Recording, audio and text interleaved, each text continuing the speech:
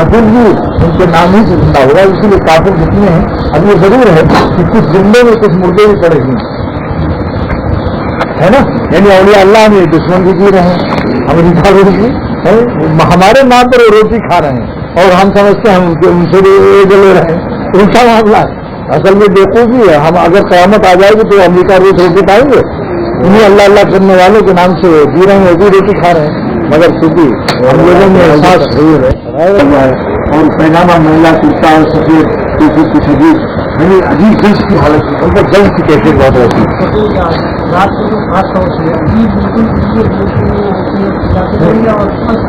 اچھا رات کو 12 بجے کے بعد جب دعا مانگتے ہیں تو کامل چائے پوری جو ہے اس میں کہا جیسے کوئی چھوٹا بچہ اپنے باپ سے ضد کرتا ہے اس طرح سے اللہ سے دعا کرتا ہے اور روتے رہتے. تو ان پر ایک دن اس طرح سے بیٹھے ہوئے تھے علماء نبوی کے اور لوگ آئے تھے.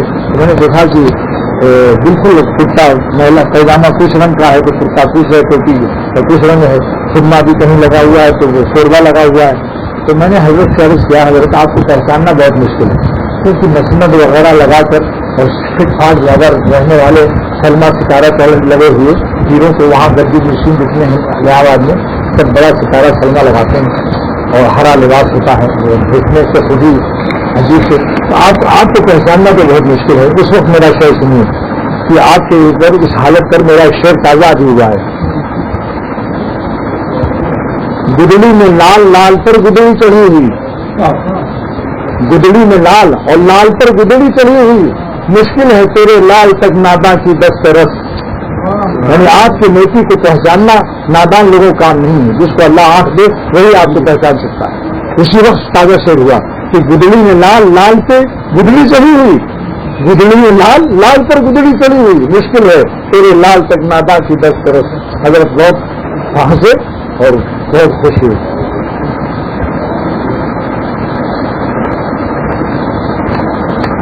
تو مجھے تو اللہ والوں میں یہ مجنون و لیلا کیا چیز ہے. ارے ان کی جان ان کی صحبتوں میں سارے مزے ہیں. سینکڑوں مجنو تیری جان میں ملے, سنو شعر رنگین شعر بھی سن لو اختر سے. سینکڑوں مجنو تیری جان میں ملے, سینکڑوں لیلا تیری جان میں ملی, عشق مولا کا مزہ تجھ سے ملا, تجھ سے راہ الفت مولا ملی. یہ میرا شعر ہے. بازوت بہت رنگین ہوتا ہے شعر لیکن رنگین میں سنگین بھی ہوتا ہے اس کے اندر. سینکڑوں مجنو تیری جان میں, کیا مجنو لیلا کیا مرنے سر میں گالنے والی لاشوں کے اس میں کیا رکھا ہوا ہے. جو اللہ کے عاشق ہیں ان کی جانوں میں بے شمار مجنو پوشیدہ ہے. اور اللہ کی محبت میں جو مزہ ہے حوروں میں کیا مزہ ہے. جو خالق ہے حوروں کا وہ جو جس کے دل میں وہ آتے ہیں. خالق صاحب کو شعر یاد آیا جب نسبت عطا ہوئی تو یہ شعر کہا یہ کون آیا کہ دھیمی پڑ گئی لو شمع محفل کی, کتنی کی وضو میں لگی چنگاریاں دل کی. اور ایک دفعہ تجلی نازل ہوئی ان کے قلب پر جلوہ خاص, تو فرمایا کہ بس ایک بجلی سے پہلے کنڈی پھر اس کے آگے خبر نہیں. بس ایک بجلی سے پہلے کنڈی ذکر اللہ کرتے کرتے کبھی اللہ والوں پر خاص تجلی نازل ہوتی ہے جس کا ان کو دل محسوس کرتا ہے. فرماتے ہیں بس ایک بجلی سے پہلے کنڈی پھر اس کے آگے خبر نہیں ہے, مگر کہ پہلے میں دیکھتا ہوں تو دل نہیں ہے جگر نہیں. آگے یہاں بیٹھو, جب میں یہاں بیٹھا کروں تو یہاں بیٹھا کرو. یہ تنہائی خلوت حرام ہے. مسئلہ سن لو. جب جس مربی کے پاس آئے ہو اگر وہ دین کی باتیں سنا رہا ہے اس وقت میں اگر کوئی نوافل میں اور تسبیحات میں مشغول ہوتا ہے تو اپنے جان پر ظلم کرتا ہے. تو اس لیے کہ بارش تو بہت ہے مگر ایک قطرہ جو نکلتا ہے بعض وقت تو سیٹ میں موتی بن جاتا ہے. اس لیے اپنے مربیوں کے بارے میں یہ نیک گمان رکھو. ایسے وقت پر کہیں جب دیکھو کچھ لوگ آ گئے فوراً بھاگ آیا کرو, تسبیح اور معمولات چھوڑ دو. حکیم الامت نے لکھا ہے کہ جب کسی شیخ یا مربی کے پاس جاؤ نوافل کی کثرت مت کرو, جب وہ دین کی بات فوراً آ جاؤ اس کے پاس بیٹھ جاؤ. ایک زمانہ 100 برس کے اخلاص کی عبادت سے افضل ہے کیونکہ معلوم نہیں کس وقت کیا بات نکل جاتی. بارش تو بہت ہوتی مگر ایک ہی خطرہ سیٹ میں موتی بنتا ہے. لہذا کان اور منہ کھولے رہے, پتہ نہیں کون سا خطرہ اللہ دل میں موتی بنا دے اور اپنی نسبت اور اپنا درد محبت ڈال دے. حضرات نے اس لیے عرض کر دیا کہ یہ چونکہ میرے پاس آئے ہیں ان کو پتہ نہیں تھا آج یہ پردہ کرنے جا رہے تھے اور شاید لکھنے کی کوشش کر رہے تھے. میں نے ان کو منع کیا کہ پردہ مت کرو، پردہ مت کرو، آنکھیں یہاں بیٹھو میرے پاس، یعنی معرومی کے پاس ایک زاہد خوش جو عشق سے ناشنا تھا دور بیٹھا ہوا تھا، اور مولانا اپنے مستی اللہ کی محبت کی باتیں کر رہے تھے، تو اس زاہد ملا خشک سے فرمایا کہ نشستی دور کی بیگانگاں، ایسا تو بیگانوں کی طرح دور کیوں بیٹھا ہوا ہے، اندر آ در حلقہ دیوانگاں، ارے دیوانوں میں آ کر بیٹھ، بیوقوف وہاں کیا بیٹھا ہوا ہے. تو خیر یہ تو بات تھی جو مولانا کی بات چل رہی تھی، مولانا صاحب محمد صاحب ایسے ایسے بزرگوں کی صحبت سے میں سچ کہتا ہوں کہ اگر آج یہ آپ کے مولانا صاحب محمد صاحب اور شاہ عبدالغنی صاحب رحمۃ اللہ علیہ، مولانا راؤ صاحب دامن برکاتہ، ان بزرگوں کو اگر میں نہ دیکھتا اور مفتی محمود حسن گنگوئی دامن برکاتہ، تو پتہ ہی نہیں چلتا دین کس چیز کا نام ہے. کتاب اللہ کے لیے رجال اللہ کی ضرورت ہے، اللہ کے ہاں جب تک کتاب اللہ سمجھ نہیں سکتا جب تک رجال اللہ کی جوتیاں نہ اٹھائے. تفسیر معرف القرآن میں مفتی شفیع صاحب نے لکھا کہ اللہ تعالیٰ نے ایک کتاب جب نازل کی پہلے ہی صورت میں رجال اللہ کا تذکرہ کیا کہ اس کتاب اللہ سے نفاذل ہوگا جب رجال اللہ کی جوتیاں اٹھاؤ گے. انعمت علیہم صراط الذین انعمت علیہم، صراط مستقیم کیا ہے؟ ان لوگوں کا راستہ جن پر میں نے انعام نازل کیا، وہ انسان ہیں، انبیاء اولیاء صدیقین صالحین ہیں، من النبیین. سے یہ کتابوں سے اس کتاب کے ساتھ رجال اللہ کی صحبت میں بیٹھو میرے نبی کی، تب دین سمجھ میں آئے گا، ورنہ قرآن بھی کافی نہیں ہدایت کے لیے. اگر نبی کی صحبت نہ ہوتی، نبی کا تذکیہ نصیب نہ ہوتا تو کتاب اللہ سے سمجھنے سے قاصر تھے. آپ دیکھیں تیمم کی جب آیت نازل ہوئی تو سب گدے بھی کہیں لوٹنے لگے، اور پھر آپ نے فرمایا تیمم اس طرح تھوڑی ہوتا ہے. پھر آپ نے اس قرآن کی تفسیر کی کہ ایسے دو دفعے ہاتھ مارے ہوئے کرو، تو سارا عملی تفسیر کو آپ کی زندگی مبارک قرآن پاک کی عملی تفسیر ہے.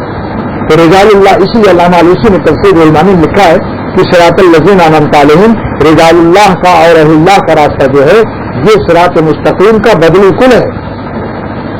صراط المستقیم صراط الذین انعمت علیہم، یہ بدل استعمال بدل باغ نہیں، بدل کل من الکل ہے، یعنی پورا کا پورا صراط مستقیم انہیں کو ملے گا یہ اللہ والوں کی جوتیاں اٹھاتے ہیں اور ان کی صحبت میں رہتے ہیں، تب دین سمجھ میں آتا ہے. اچھا بھائی، تو اب آپ لوگوں کو بھی دے رہے ہوگی یہ پچھلے بھی اپنے ذات پر فدا ہونے کے لیے زندگی حیات دیے. کھانا پینا تو اس لیے کہ حیات بنے، کھانا پینا تو حیات کے لیے اور حیات ان کے لیے. وہی تو شعر ہے ان کے ابا کا کہ مانگتا ہوں تجھے زندگی کے لیے، زندگی چاہیے بندگی کے لیے. لیکن یہ بغیر صحبت کے دین کا سمجھنا ناممکن ہے. میں کہتا ہوں کتابوں سے جن لوگوں نے سلوک طے کیا انہیں ساری زندگی گزر گئی، پتہ ہی نہیں چلا کہ دین کس چیز کا نام ہے. تمام عمر بابا فرید اختار اتنے بڑے ولی اللہ فرماتے ہیں کہ بے رفیق ہر کی شد در راہ عشق، جو بغیر راہبر اور رہنما اور شیخ و مربی کے راستہ عشق کا طے کیا، عمر وہ گزشت، ساری عمر گزر گئی، وہ نشد آگاہ عشق، آگاہ نہیں ہوا اللہ کی محبت سے. ڈاکٹر عبدالحی صاحب رحمۃ اللہ علیہ فرمایا کرتے تھے کہ ان سے ملنے کی ہے یہی ایک راہ، ملنے والوں سے راہ پیدا کر. ان سے ملنے کی ہے یہی ایک راہ، ملنے والوں سے راہ پیدا کر. اور یہی دیکھو، انہی کو وہ ملتے ہیں جن کو طلب ہے، انہی کو وہ ملتے ہیں جن کو طلب ہے، اور وہی ڈھونڈتے ہیں جو ہے پانے والے. اللہ اللہ، جن کو تلاش کی توفیق ہوگا سو لوگ پانے والا، وہی ڈھونڈتے ہیں جو ہے پانے والے. سمجھے؟ بس اس لیے میں کہتا ہوں حیات ہفت اقلیم کے رش کے ہفت اقلیم کی حیات عطا ہوتی ہے اگر اللہ اپنی محبت چکھا دے. سمجھا؟ اس لیے اگر یہی ہے راستہ، یہی آپ گھر آتے جاتے رہیں گے، محبت کا پھل اپنا پاتے، آہستہ آہستہ تربیت ہوتی ہے، آہستہ آہستہ. میرے شیخ نے فرمایا تھا لال ایک دن میں نہیں بنتا. جس پہاڑ کے ٹکڑے کو خدا تعالیٰ لال بنانے کا فیصلہ کرتے ہیں تو سورج کی شعاعیں میں اپنے حکم کے فیضان کو شامل کرتے ہیں. تو سورج کی شعاعیں فیضان حکم الہیہ سے ان ذرات پر اثر انداز ہوتی ہیں. لال بنانے کا ارادہ اللہ کا ہوتا ہے، شعاعیں واسطہ ہوتی ہیں. جہاں ارادہ ہوتا ہے وہی لال بنتا ہے، ورنہ سارا ہمالیہ پہاڑ نہ لال بن جائے. سورج کی شعاعیں تو ہر جگہ پڑ رہی ہیں، تو اللہ تعالیٰ کا فضل شامل حال ہو اور سورج کی شعاعیں کا واسطہ ہو. اہل اللہ کے واسطے ہوتے ہیں، فضل اللہ ہی کا ہوتا ہے، لیکن فضل ملتا ہے وہی. देखिए अल्लाह ताला फरमाते हैं वलौला फज़लुल्लाह अलैकुम व रहमतुहू, अगर अल्लाह का फजल और रहमत न हो मा ज़का मिनकुम मिन अहदिन अबदा, तुम में से कोई तस्किया नहीं पा सकता, कोई अल्लाह वाला नहीं बन सकता क़यामत तक। और एक जगह फरमा रहे हैं कि अपने नबी के बारे में कि युज़क्की अनफुसहुम, मेरे नबी तस्किया करते हैं। अब दोनों आयतों को मिला के फैसला कर लूं कि वो फजल और रहमत कहाँ मिलेगी, बाद नबूवत पर मिलेगी। नौबत हुजूर की चौखट पर जाओ, वो तस्किया फरमाएंगे और हमारा फजल और रहमत वहां तुमको मिलेगा। और अगर नबी का आफ्ताब दुनिया से तशरीफ ले गया तो औलिया इनके वारिसीन और जो नायबीन हैं, यही फजल यही रहमत वहां मिलती है, तब तस्किया होता है। फजल रहमत तो है मगर मिलेगी कहाँ। युज़क्कीहिम फरमा कर बता दिया कि वलौला फज़लुल्लाह अलैकुम व रहमतुहू, सहाबा अगर खुदा का फजल और रहमत ना हो तो तुम में से कोई पाक ना होता। मगर फरमाते युज़क्कीहिम, मगर तस्किया नबी करेंगे, यानी मेरा ये फजल और रहमत बवास्ते नबूवत तुम्हें आता होगा। और अगर नबी नहीं होगा तो क़यामत तक उनके औलिया से आज वही फैज़ जारी है, तो जिससे आप देख लीजिए। अब आप खुद मुशाहिदा कीजिए, मौलाना साहब मोहम्मद अहमद साहब कौन बड़े आलिम हैं, मुफ्ती हैं, वो कहीं बुखारी बुहारी कही, लेकिन मौलाना हबीबुर रहमान आज़मी क्यों दुआ लेने आते हैं, जो अल मुसन्नफ अब्दुल रज़्ज़ाक़ का हाशिया लिख सकता है। जब मदीने में और अरब में गलगला मच रहा है जिसके इल्म हदीस का, मेरे आंखों के सामने आजमगढ़ से आए थे और कह रहे थे हज़रत दुआ कीजिए। क्यों? मुसन्नफ अब्दुल रज़्ज़ाक़ है मेरे पास, 14 जिल्दों में हदीस की, उसका हाशिया अरबी में लिखने वाला इतना बड़ा मुहद्दिस, और वो मेरे सामने दुआएं करा रहा। मुसन्नफ अब्दुल रज़्ज़ाक़ की एक जिल्द दिखलाऊं, 14 जिल्दों में है, उस पर हाशिया लिखा अरबी जबान में, हिंदी और अहले अरब आशीष कर रहे हैं। आजमगढ़ के रहने वाले मौलाना अली मियां नदवी को देखा तो वो जनाब दुआएं करा रहे। मैंने कहा अल्लाह अगर ये शान है अल्लाह के आशिकों, ये है मामला। हाफिज इमाम अली थे जौनपुर में, और उनके शेख थे शाह गुलजार साहब। ये है मुसन्नफ अब्दुल रज़्ज़ाक़, ये 8वीं जिल्द है, ऐसे 15-16 जिल्दें हैं। ये मुसन्नफ अब्दुल रज़्ज़ाक़ बहुत यमन के, ये बहुत बड़े मुहद्दिस हैं और 15-16 जिल्दों में हदीसों को जमा किया। और इस पर हाशिया लिखने वाला हबीबुर रहमान आज़मी, हबीबुर रहमान आज़मी, हर जगह जगह उनका हाशिया, ये उनका सब हाशिया अरबी में कि ये हदीस कहाँ आई है, किन किन किताबों में आई, सारा अरबी में। फिर अरबी में लिखना, एक तो उर्दू में हाशिया लगा देते हैं। देख लिया आपने अश-शेखुल मुहद्दिस हबीबुर रहमान आज़मी आजमगढ़ का, मैंने अपनी आंखों के सामने सन 80 में देखा, 84 में कि जनाब आए हुए हैं, दुआएं ले रहे हैं, दुआ मांग रहे हैं। बताइए ये लोग, कहता हूँ कि ये शान है उनके आशिकों की कि जहाँ बड़े बड़े उलमा संग मरवारीद, लाल मरवारीद यानी लाल और मोती है, उसके चौखट के गुलाम बने हुए, हालांकि उसके चौखट पर पत्थर लगा हुआ है। लाल मरवारीद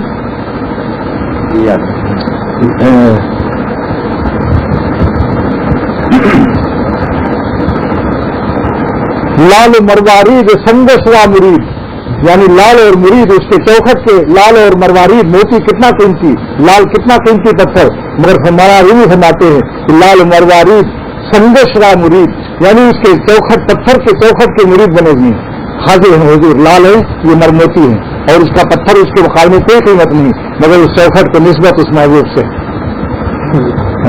दूसरा याद आ गया मारूनी का है, लाल मरवारीद संगसवा मुरीद, यानी उसके संग पत्थर तो कोई चीज नहीं, लेकिन निस्बत है। अगर वो क्या है, अगर काबा से बड़ी बड़ी बिल्डिंगें कीमती लिहाज से प्रेसिडेंट या अमेरिका का है, लेकिन बड़े बड़े सलातीन वहां रो रहे हैं,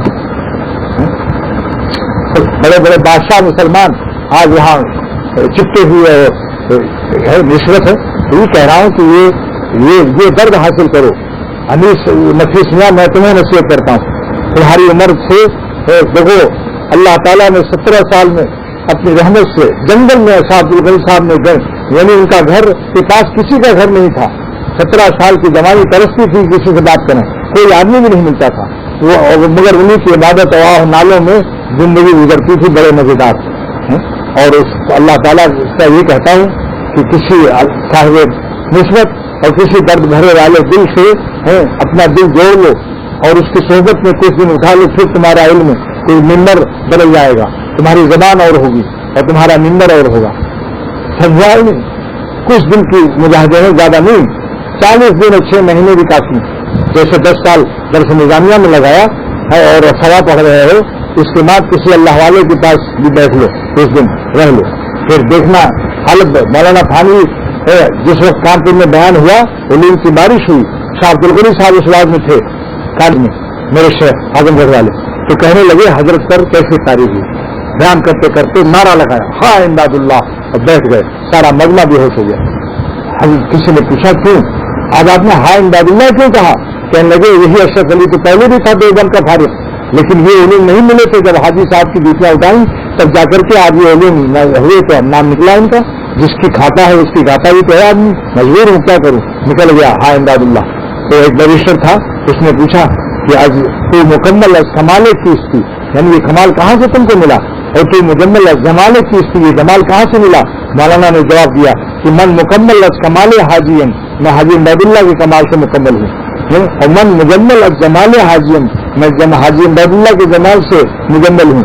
اختر بھی یہی کہتا ہے کہ مجھے احساس ہے تیرے چمن میں خار ہے اختر، مگر خاروں کا پردہ دامن گل سے نہیں بہتر، چھپانا منہ کسی کانٹے کا دامن میں گلے کر کے، تعجب کیا چمن خالی نہیں ہے ایسے منظر سے، میری آتش فشانی بھی تیرے آتش فشاں سے ہے، میری آتش بیانی بھی تیرے آتش فشاں سے ہے، میرے کانٹوں کے شانے گل بھی تیرے گلستاں سے.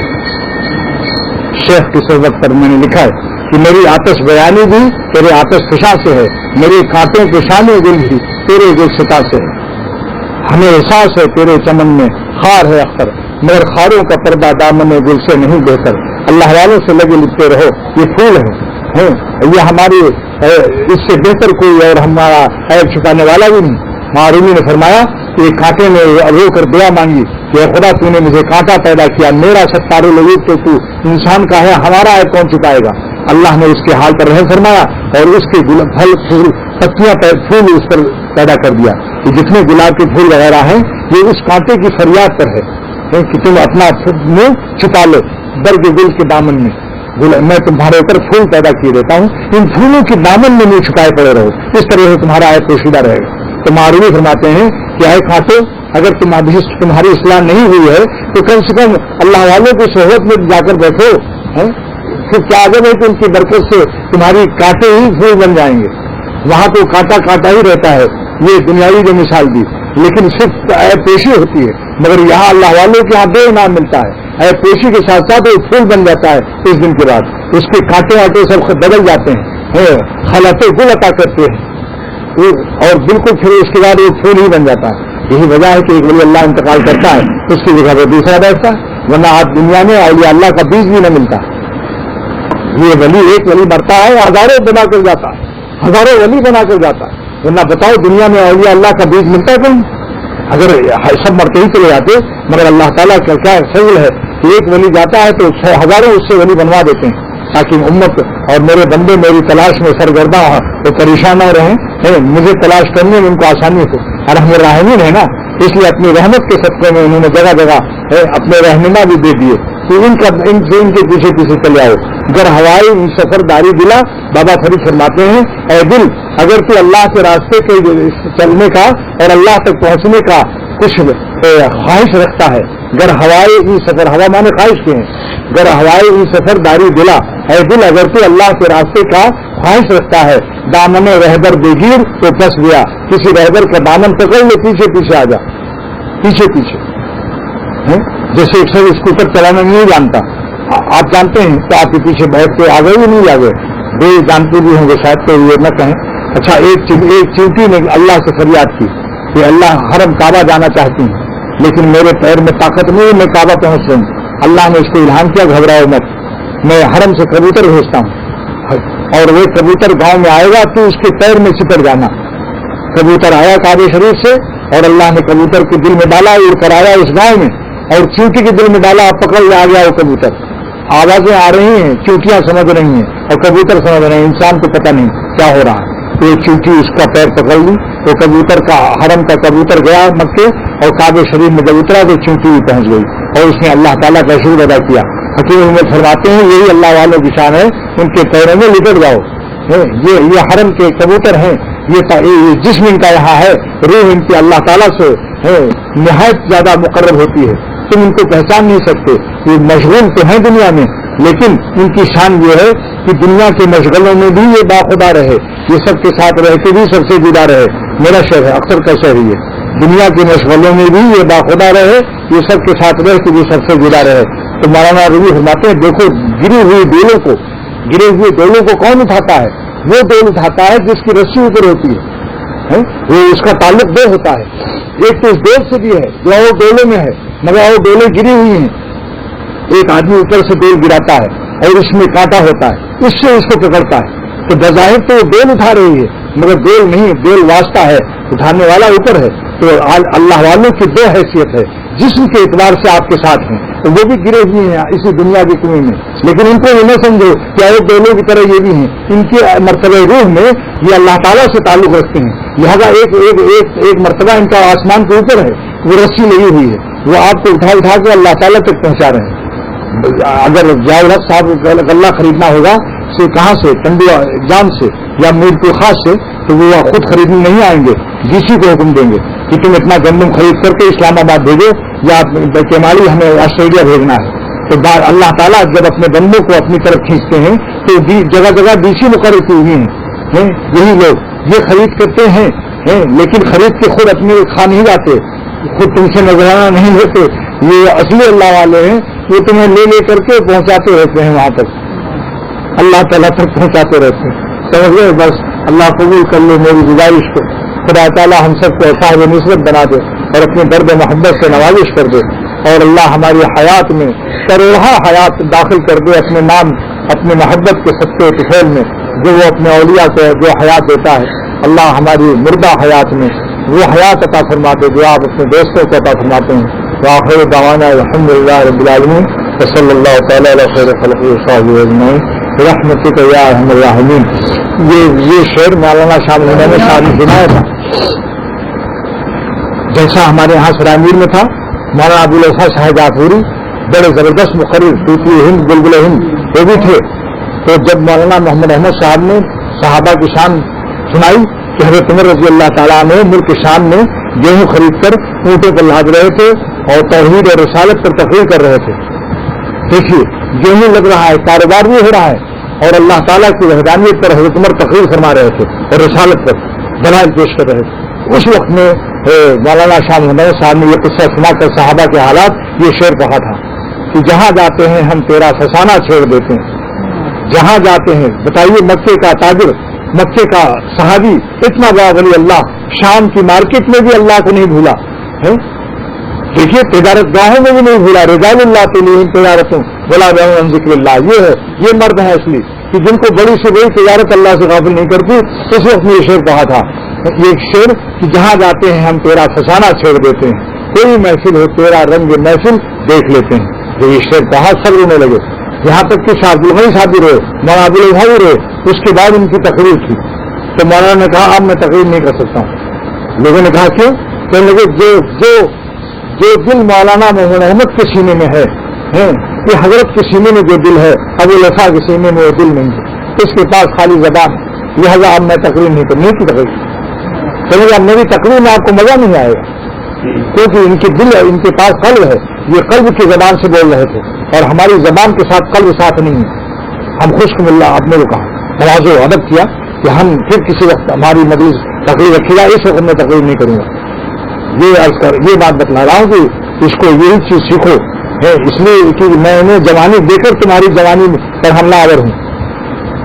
یعنی اگر میں بڈھا ہو کر کسی شہر سے بیٹھ ہوتا تب تم یہ کہہ سکتے تھے کہ آپ نے دیوبند یا کہیں سے پڑھا, اس کے بعد اتنی زندگی گزاری, اور جب دیکھا یہ بال سفید ہو گئے تب سوچا کہ رند رہے ہاتھ سے جنت میں گئی. لیکن اختر نے 17 سال سعد بن ابی وقاص صحابی رضی اللہ تعالیٰ نے 17 سال کی عمر میں اسلام لائے تھے. سمجھے نہیں, 17 سال کی عمر میں اللہ تعالیٰ نے مجھے بھی اسلام نصیب فرمایا اہل اللہ کے ہاتھ پر ہے. تو یہ جوانی دے کر پھر جوانی کا مزہ, اللہ کے راستے میں جوانی دینے کا مزہ پا چکا ہے اختر, جان اختر. وہ میں آپ سے کہہ رہا ہوں کہ اگر تم جوانی کا مزہ چاہتے ہو تو خدا کے راستے میں اپنی جوانی دے کر دیکھو. کیونکہ زندگی کا بہترین حصہ جوانی ہے اور اللہ سے بڑھ کر کوئی نہیں ہے. تو بڑھیا تو زندگی کا سب سے بڑھیا حصہ کیا ہے؟